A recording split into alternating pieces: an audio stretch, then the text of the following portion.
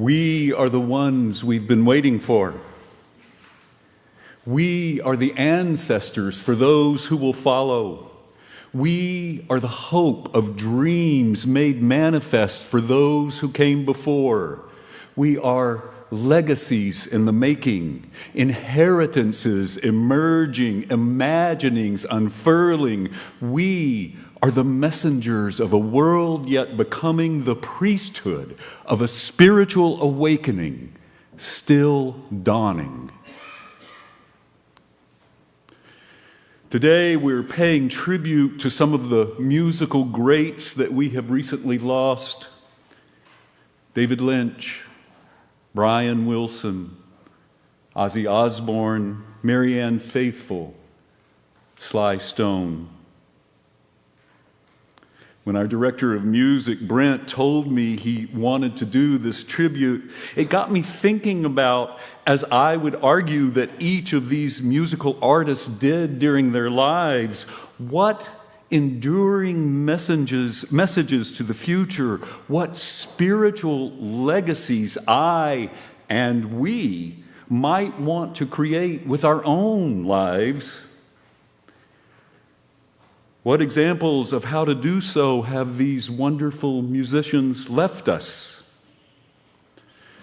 As I researched their lives and careers, I was struck by their musical differences and the gifts such differences created, and yet how each of them, despite working in such disparate genres, had in common that they brought great innovation to the musical genres within which they worked. Sly Stone with funk, Ozzy Osbourne with heavy metal, just for example. Likewise, they shared many musical themes in common, left us many very similar messages of great value through their music. One of the biggest ones being our unity, our interconnectedness, that we are all in this together and that there is both great value in our differences and at the same time that we hold so much in common with one another. Other important and extremely useful themes they shared within their work included the need for love, its power, that love is worth it even though loving means we will also experience loss. The multifaceted nature of being human, that we all have the capacity for good and for doing harm and must work toward the good. That there's this juxtaposition between simplicity and the complex within our world and how we must see the interplay between them to better understand that world. That change is possible. We'll come back to that one.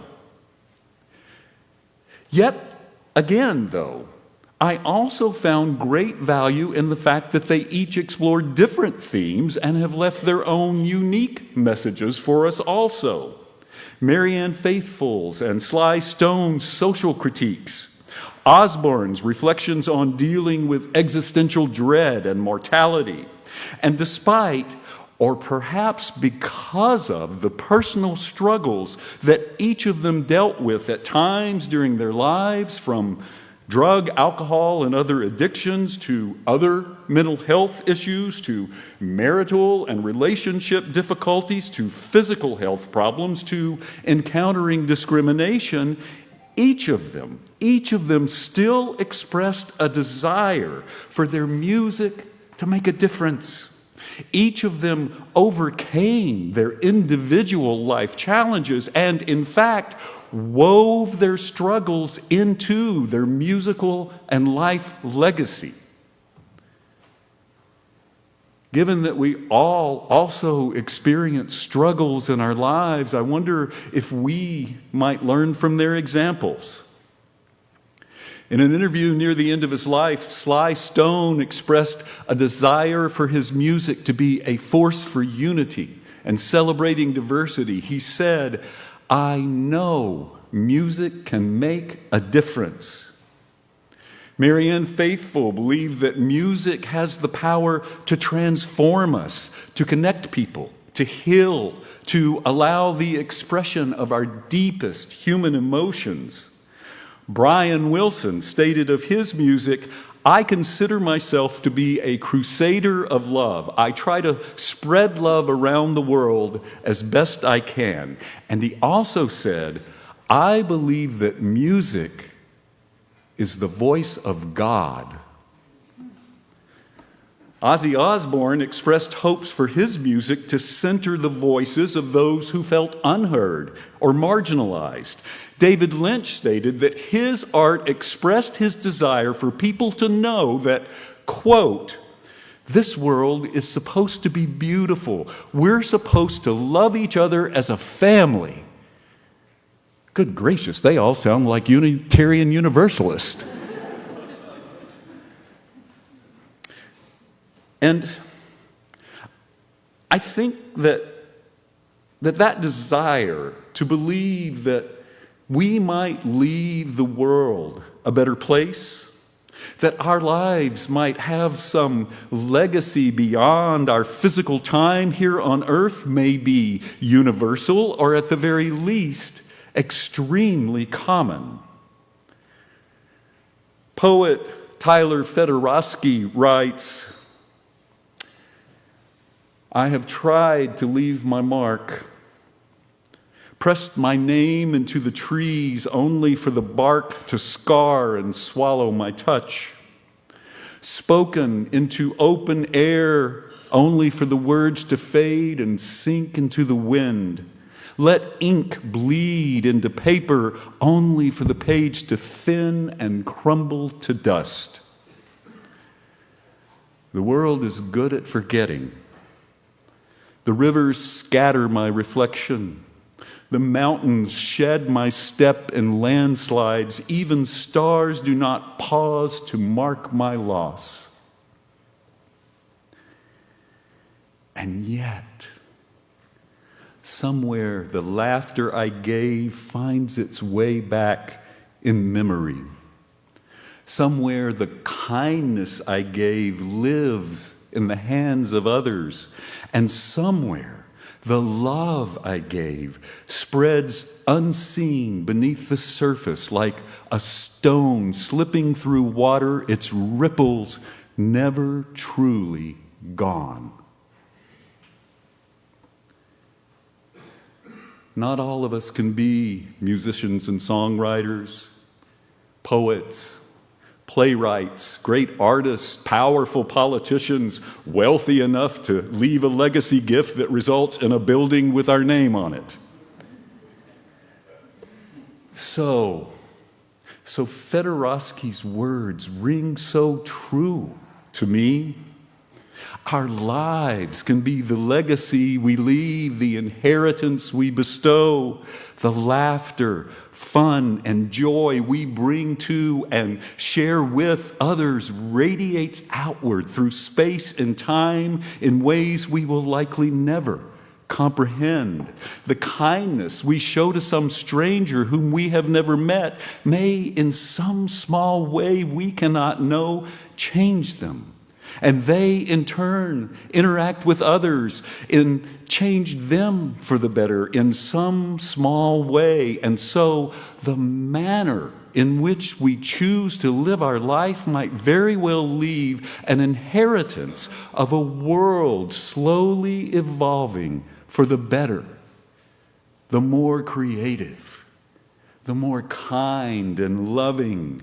The love we share and express helps divine love become manifest in our world and create even more love. That river of fierce love that flows through our universe becomes a torrent of love that surges and flows, creating oceans of love emergent.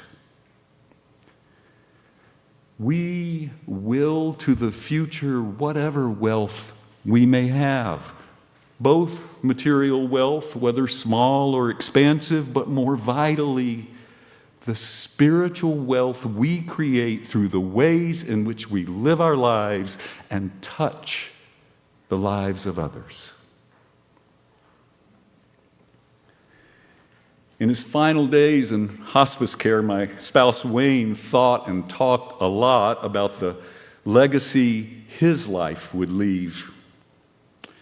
And after his death, part of my work became helping to make sure that inheritance he wanted to leave became reality. And I am so proud of all he left this world. Materially, yes, but more importantly, through how he lived his life and the amazing ways in which he gave and did so much for others. I am a part of that legacy because I am different and better because he was in my life. Now, he also wanted to leave an inheritance to this church, and I have arranged for most of that. Well, except for the multi-door doorbell system he wanted to fund for when most of the doors at the church have to be kept locked. You see, he said he wanted it to make that Addams Family doorbell sound. Y'all remember that? It sounded kind of like a foghorn, like, "More." And then he said once someone came to open the door, he wanted a recording of Lurch to play going, "You rang?" He really did tell me he wanted this, though there might have been a sly grin behind him saying that. We're still working on how to fulfill the general spirit of that one. My point is, as our poet describes and Wayne demonstrated, we can make the humor, the kindness, the love we live out our gift to our current world and the world we will leave behind. And I think that is so especially important now in this dangerous time in which we find ourselves. The humor, the kindness, the love are an even greater part of the wealth we so desire to bestow upon the future than any material or financial wealth. Because you see, the president who wants to be king has seized and taken over a major U.S. city. And make no mistake, though it is easier for him to do that with Washington, D.C., this is only the beginning. It is a test run on the highway to autocracy of which he dreams. It is no accident that this and the other cities he has threatened are largely progressive and governed in almost every case by folks who are not cis heterosexual white males. Reverend Dr. Martin Luther King Jr. once said, "We are now faced with the fact that tomorrow is today. We are confronted with the fierce urgency of now. In this unfolding conundrum of life and history, there is such a thing as being too late." This is no time for apathy or complacency. This is a time for vigorous and positive action. His words seem, if anything, even more relevant now. Will we stand up? Will we fight? Will we engage in that vigorous and positive action and confront the fierce urgency of now? Will we, like Brian and Marianne and David and Ozzy and Sly, continue to believe that change is still possible? Will we leave to those whose ancestors we are becoming the democracy, freedom, and justice we so cherish?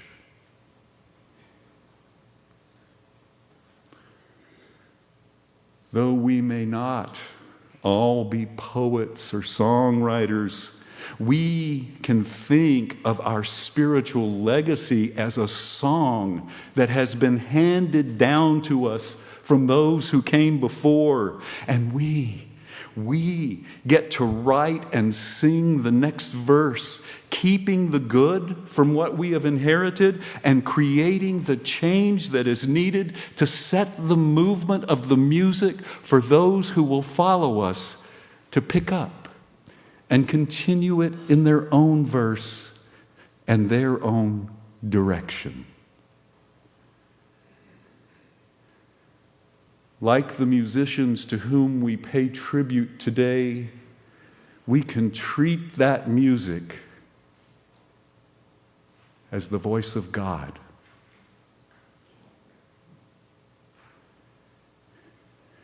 We are the ones we've been waiting for.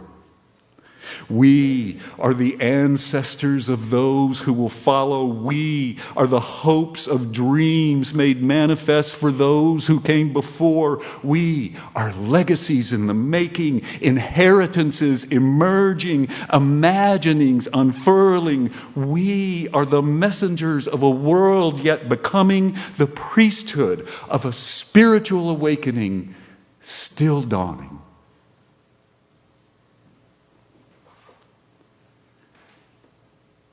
May we sing it forward.